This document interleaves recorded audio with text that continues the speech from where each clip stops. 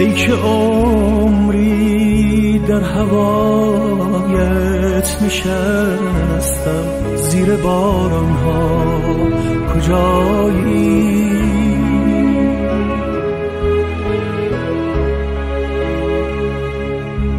اگر مجنون، اگر لیلا غریبم، در بیابانها کجایی؟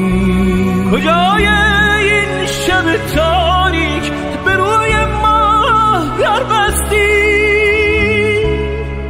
نمیگویی نمیدانم کجا ماندم کجا هستی.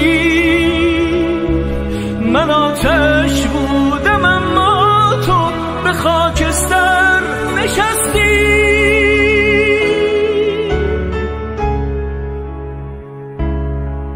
اگر شب هست و فردا نیست، اگر راهی به رویا نیست، چه آهوها که در چشمان لیلا نیست.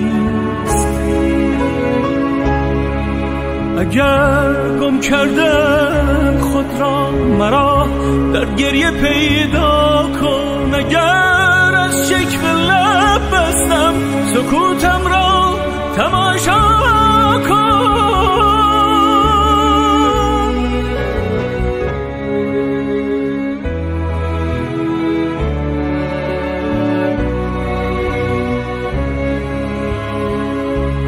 کجایی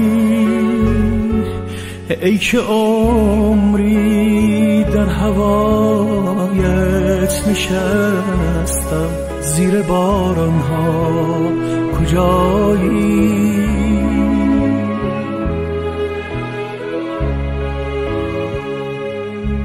اگر مجنون، اگر لیلا غریبم، در بیابانها کجایی؟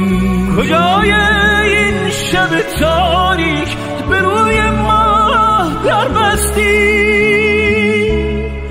نمیگویی نمیدانم کجا ماندم کجا هستی.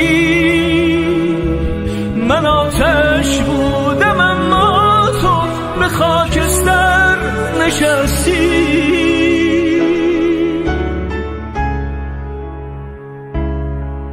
اگر گم کردم خود را مرا در گریه پیدا کن، اگر از شکوه لب بستم سکوتم را تماشا